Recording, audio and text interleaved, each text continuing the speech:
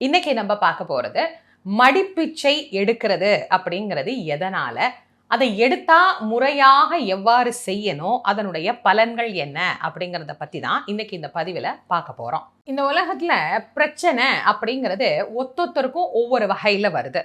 அதுக்காக சில வேண்டுதல்கள் அப்படின்னு நாம செய்யறோம். அந்த வேண்டுதல்கள்லையும் பல பல வகைகள் இருக்கு. சில வேண்டுதலை கேட்டா நமக்கே ரொம்ப ஆச்சரியமா இருக்கும். இப்படியெல்லாம் கூடவா வேண்டிக்குவாங்க அப்படின்னு சுலபமா நம்ம சொல்லிட்டு போயிருவோம். ஆனா அவங்க என்ன மனநிலையில இருந்தாங்க அப்படிங்கிறது அந்தந்த நபருக்கு மட்டும்தான் தெரியும்.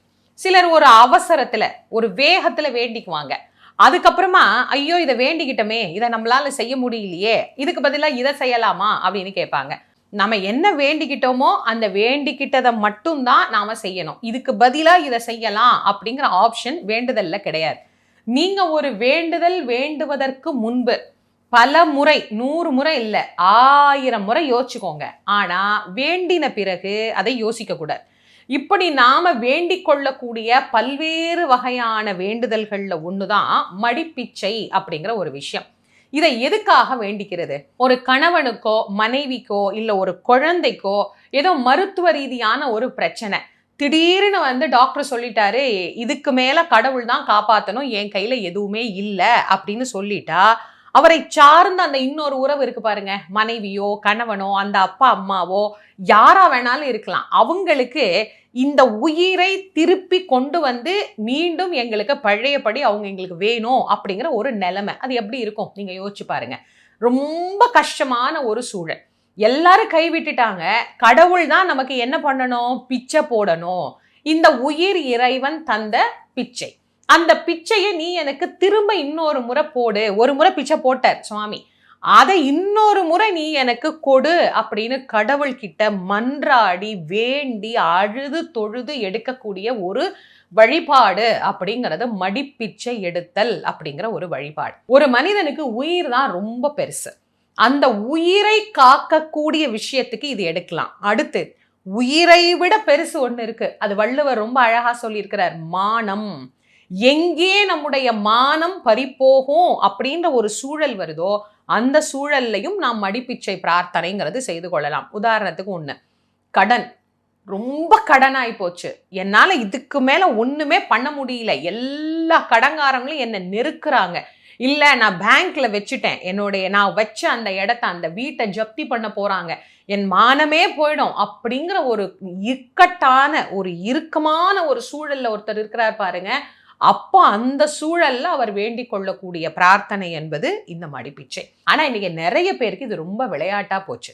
மடிப்பிச்சை அப்படிங்கிறது எதுக்கு வேணாலும் எடுக்கலாம், எல்லாத்துக்கும் எடுக்கலாம் அப்படிங்கிறத இவங்க எடுத்தாங்க, அவங்க எடுத்தாங்க, கோடீஸ்வரன் ஆயிட்டாங்க, அவங்க அப்படி பண்ணாங்க, இப்படி பண்ணாங்க, எல்லாரும் மடிப்பிச்சை எடுங்க அப்படின்னு அதற்கு இருந்த மகத்துவம் அப்படிங்கிறது இன்னைக்கு ரொம்ப ஒரு கேலி பொருளா மாறி போச்சு. மடிப்பிச்சைன்னு ஒருத்தவங்க கை ஏந்தினா அவங்களுக்கு கண்டிப்பாக காணிக்கை போடணும் அப்படிங்கிறது ஒரு நியதி.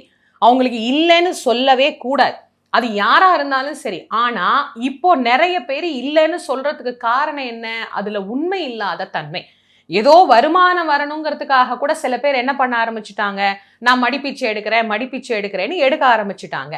அதனாலேயே நிறைய பேர் என்ன பண்ண மாட்டேங்கிறாங்க, நம்ப மாட்டேங்கிறாங்க. அம்மா அவங்கள நான் கண்ணால பார்த்தேன், சும்மா அங்க போய் மடிப்பிச்சை எடுத்துட்டு தினம் இது ஒரு வேலையாவே நின்று செய்யறாங்க, எப்படி நம்பி போடுறது அப்படின்னு நிறைய பேர் கேட்கிறாங்க. உண்மைதான். என்ன செய்யறது?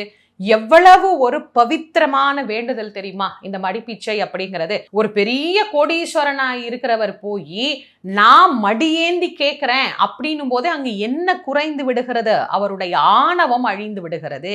என்கிட்ட பணம் இருக்கு, என்கிட்ட பதவி இருக்கு, என்கிட்ட புகழ் இருக்கு, என்கிட்ட எல்லாம் இருக்கு, ஆனா உயிர் இல்லைல்ல. நினைச்சா அந்த உயிரை திரும்ப கொண்டு வர முடியாது இல்ல.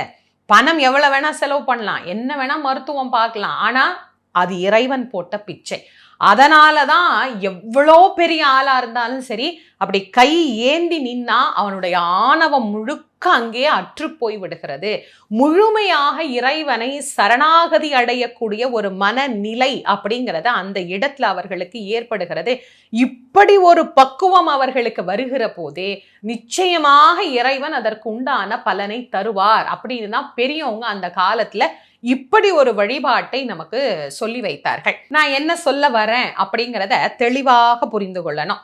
பல பிரார்த்தனைகளை நம்ம எளிமையா அப்படி போற போக்குல வேண்டிக்கிட்டே நம்ம போயிடுவோம். மொட்டை போடுறேன், பால் குடம் எடுக்கிறேன், பாத யாத்திரை வரேன் அப்படின்ற மாதிரி பிரார்த்தனை இது கிடையாது.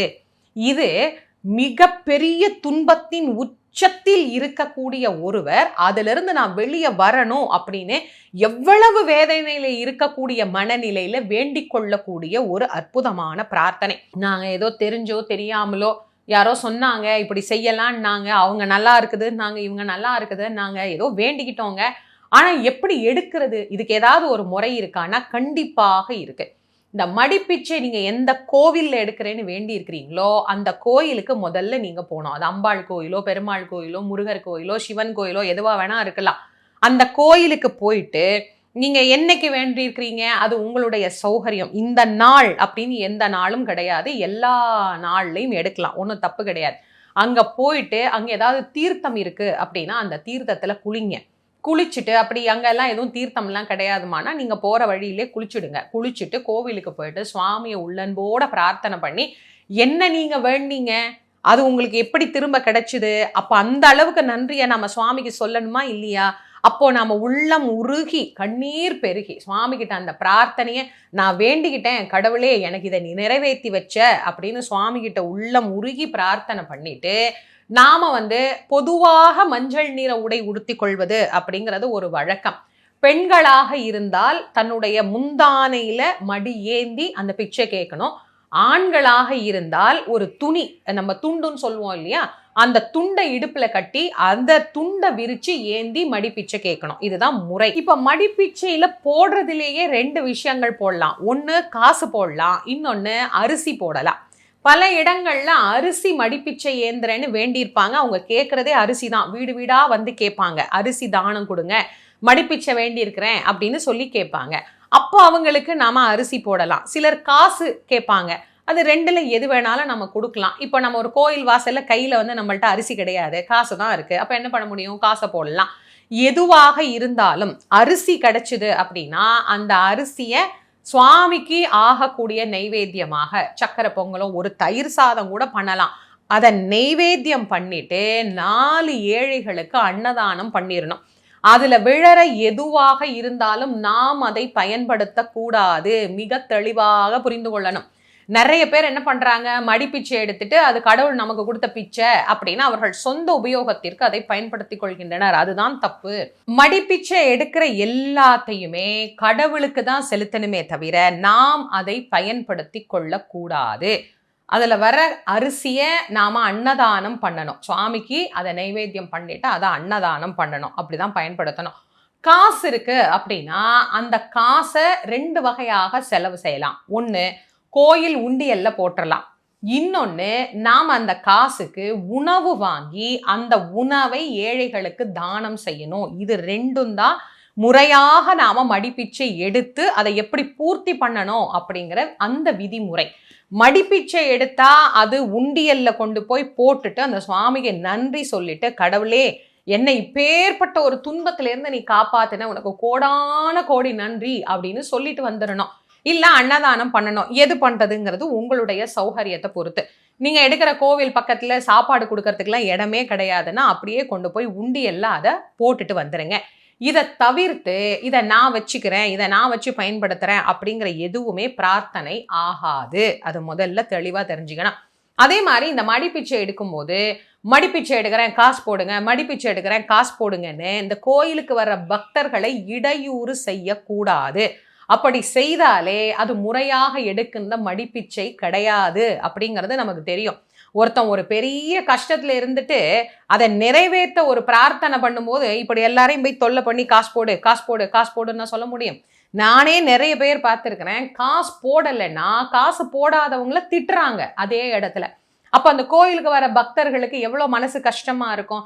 அதனாலேயே ஐயோ இவங்க இப்படி எல்லாம் பேசுறாங்களே, அதனால ஏதோ கையில கிடைக்கிற காசை போட்டு போயிருவோம், அவங்க வேண்டா வெறுப்பா அதுல காசு போடுறதையும் நான் கண்ணால பாக்குறேன். அதனால மடிப்பிச்சை எடுக்கக்கூடியவர்கள், உண்மையாக அந்த பிரார்த்தனையோடு எடுக்கக்கூடியவர்கள், அவங்கள பார்த்தாலே நமக்கு தெரியும் அவங்க எவ்வளோ ஒரு கஷ்டத்துல இருந்து இந்த வேலையை செய்யறாங்க, இந்த பிரார்த்தனையை செய்யறாங்க அப்படிங்கிறத அவங்க முகமே நமக்கு காட்டி கொடுத்துரும். அப்படிப்பட்டவங்களை பார்த்தா நாமளே நம்ம பர்ஸ்ல இருந்து காசு எடுத்து கண்டிப்பா போடுவோம். அதனால என்ன பிரார்த்தனை நாம வேண்டிக்கிறோம், அந்த பிரார்த்தனை எவ்வளவு வலிமையானது அப்படிங்கிறத தெரிஞ்சுக்கணும். இல்ல இப்படி சொன்னாங்க, அப்படி சொன்னாங்க, எதனால பண்ணேன், அதனால பண்ணேன் அப்படிங்கிற மாதிரி ஒரு சாதாரணமான பிரார்த்தனை இது கிடையாது. அதனால முதல்ல நீங்க அதை தெளிவா மனசுல வச்சுக்கோங்க. அப்படி எடுக்கணும் அப்படின்னு நினைச்சவங்களுக்கு இதுதான் வழிமுறை. இந்த வழிமுறையில பிரார்த்தனை பண்ணி இறைவனுடைய கருணையும் அம்பிகையினுடைய கருணையும் பரிபூரணமாக நாம பெறலாம். அதனால்தான் நீங்க அம்பிகையை பிரார்த்தனை பண்ணும்போது பாத்தீங்கன்னா, இந்த திருவிளக்கு பூஜை பண்றோம்ல, அதுல கூட ஒரு அழகான ஸ்தோத்திரம் ஒண்ணு வரும். அதுல அம்பாள்கிட்ட பிரார்த்தனை பண்ணும்போது அந்த ஒரு வார்த்தை, அழகான ஒரு வார்த்தை அதுல வரும். மாங்கல்ய பிச்சையோடு மடிப்பிச்சை தாரும் அம்மா அப்படின்னு அம்பாள்கிட்ட பிரார்த்தனை செய்வது போல ஒரு வரி உண்டு. நமக்கு மாங்கல்யத்தையும் பிச்சையாக போடுபவள் அவள் தான். நம்முடைய மடியை நிறைக்கக்கூடிய சந்தான பாக்கியத்தையும் தரக்கூடியவள் அவள் தான். அதனால இது அவள் போடுகிற பிச்சை, அம்பாள் இடுகிற பிச்சை. அவள் தான் கருணை காட்டணும். ஒரு வீட்டுல பிச்சை கேட்கும் போது எப்படி கேட்பாங்க? அம்மா தாயே பிச்சை போடுங்கன்னு தான் கேட்பாங்க. ஐயா சாமி பிச்சை போடுங்கன்னு கேட்க மாட்டாங்க. ஏன்? ஒரு வீட்டில் தர்மம் செய்யக்கூடியவள் யாரு அப்படின்னா அந்த வீட்டு பெண்மணி தான். அப்ப அகில உலகத்துக்கும் நாயகியாக இருக்கக்கூடியவள் யாரு? அம்பாள் தான். அதனாலதான் அந்த அம்பாள் கிட்ட நம்ம என்ன பிரார்த்தனை பண்ணோம்? என்னுடைய கணவன் உயிரும் எனக்கு குழந்தைங்களும் என்னுடைய வாழ்க்கையையும் நீ ஒரு வளமான வாழ்க்கையாக இருக்கிறதுக்கு பிச்சை போடு அப்படின்னு மடியேந்தி அம்பாளிடத்திலே நாம பிச்சை எடுத்த அந்த ஒரு வார்த்தையை தான் நமக்கு இந்த திருவிளக்கு பூஜையில கூட மிக அழகாக நமக்கு சொல்லி பிரார்த்தனை செய்ய சொன்னாங்க. அதனாலதான் அம்பாள் கோவில்கள்ல அந்த மடிப்பிச்சை எடுக்கக்கூடிய முறை அப்படிங்கிறத ஆரம்பிச்சுது. இப்ப பல கோவில்கள்ல இருக்கு.